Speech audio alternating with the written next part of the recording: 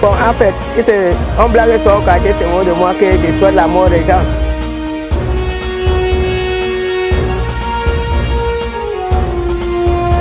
Chaque client a sa préférence déjà. Il y en a qui aiment les importer. Il y en a qui préfèrent le local ici chez nous. C'est un métier qui ne fait pas peur.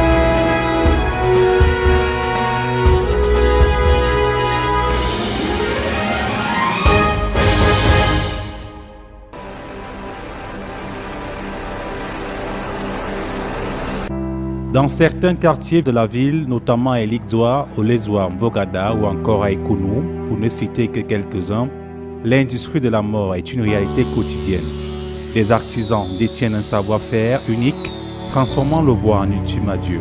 Ils travaillent avec soin, une manière pour eux d'honorer ceux qui sont partis.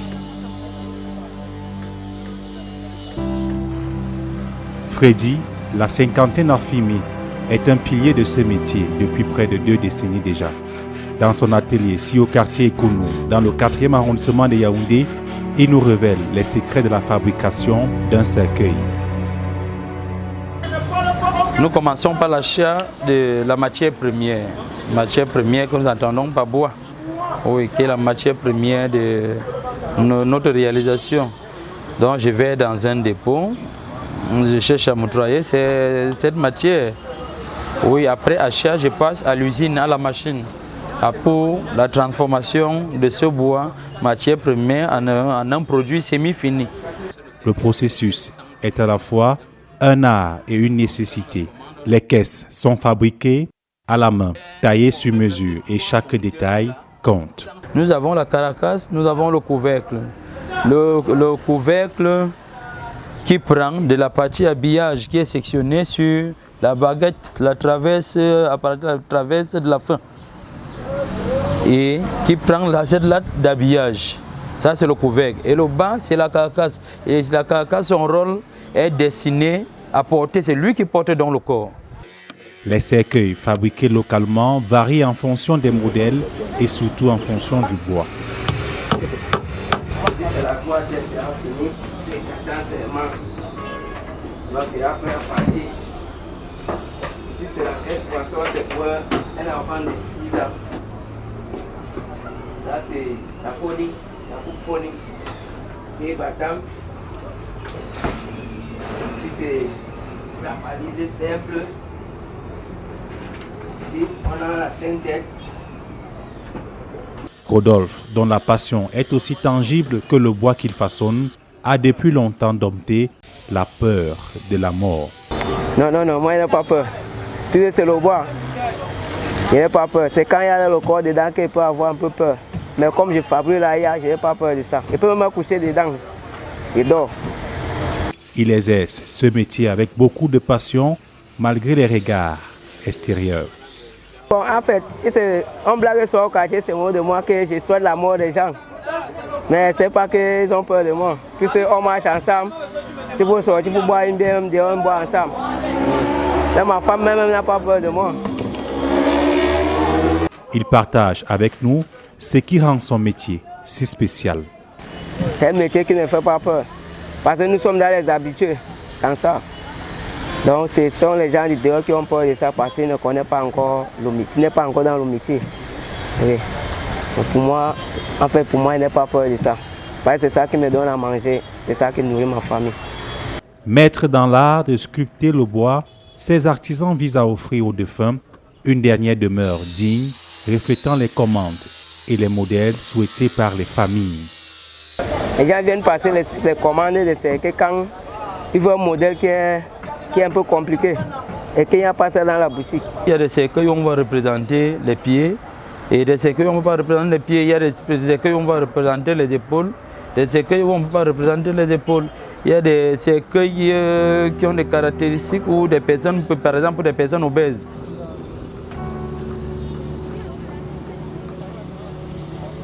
Dans ces ateliers de fortune, ici au quartier Eligzoa, le temps semble s'arrêter. Chaque cercueil est une promesse éternelle, façonnée avec respect et savoir-faire. Après leur création, Ces œuvres de bois, qu'ils soient fabriquées localement ou importées, prennent le chemin des salles d'exposition où elles rencontrent les personnes qui leur donneront le sens final. Chaque client a sa préférence déjà. Il y en a qui aiment les importer. Il y en a qui préfèrent le local ici chez nous. Oui, donc ça dépend du client. La commercialisation est une autre facette de cette industrie. Chacun de ces objets raconte sa propre histoire. Je suis là pour faire le choix des cercueils de mes deux parents qui ont été victimes d'un accident de la circulation. Les négociations sont empreintes de compassion et de respect. Le client peut arriver, il me dit vraiment mon frère, j'ai pas d'argent, mais j'ai un cas sur la main. Je vais regarder, dire bon, je regarde son point de vue financier et autres. Faisant dans le social, on ne va pas laisser quelqu'un abandonner à lui-même parce qu'il est démuni des moyens. Et dirait bon voilà, j'essaie un peu de lui faire des propositions face aux moyens dont il dispose. Dit bon ça, par exemple, je lui propose un truc de 200 000, il me dit mon frère, j'ai pas 200 000, j'ai un truc de 100 000. Je vais regarder qu'est-ce que je peux avoir 100 000, je vais lui faire des propositions. Le choix du cercueil, au-delà d'être un impératif, représente pour elle le dernier service qu'elle puisse leur rendre, une façon de les honorer. Bon, chez nous les Bantous, nous les petits par exemple, ça, pour moi je peux dire que c'est une tradition, surtout quand c'est une grande personne qui meurt. Quand ce sont les grandes personnes qui meurent, généralement on les met dans des cercueils. En fin de compte, ces cercueils deviennent plus que du bois sculpté, ils incarnent la symbolique, l'importance dans nos rites funéraires, servant de pont entre le terrestre et l'au-delà.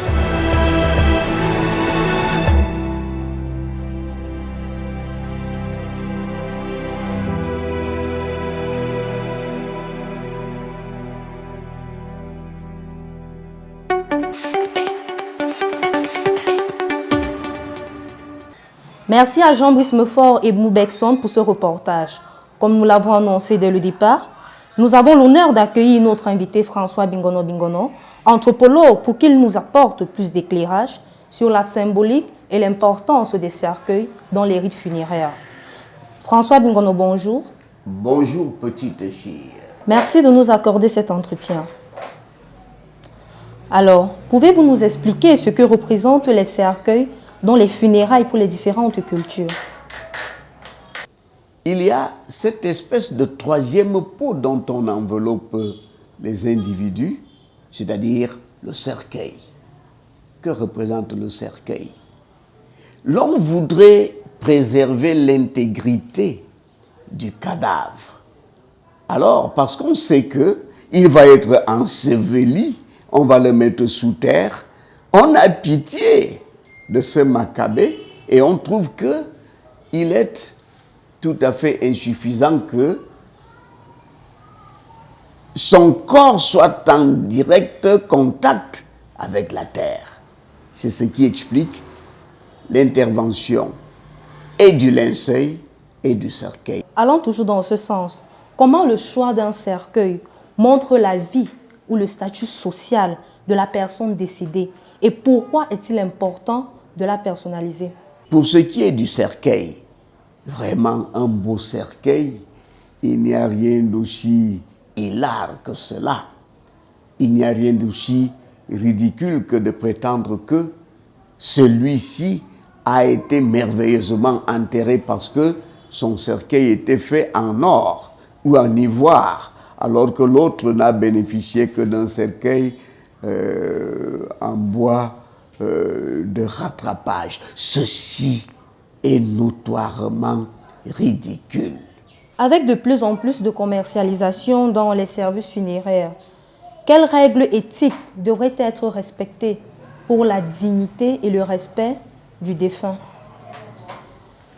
Qu'il y ait un cercueil, que le cadavre soit habillé, qu'il y ait un service funèbre, soit coutumier, soit moderne, c'est-à-dire tel que le font les chrétiens, un évêque, un archevêque, un prêtre, un pasteur, un imam. On voudrait que tous les rouages d'un accompagnement soient respectés.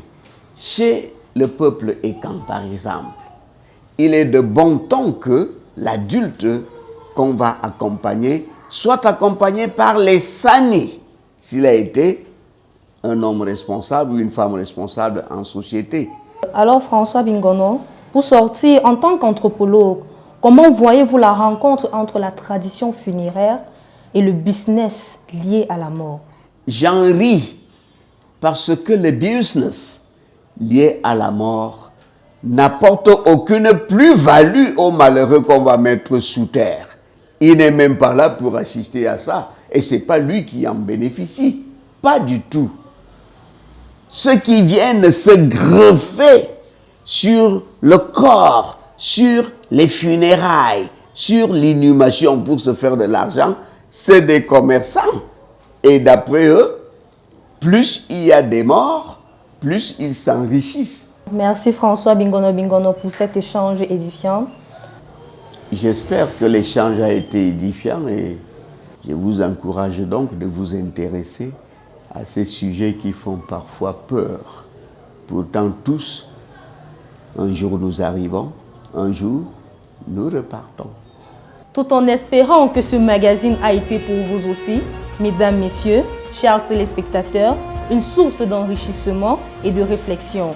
Nous voici arrivés au terme de notre émission. Merci pour votre fidélité et au plaisir de nous revoir au prochain numéro.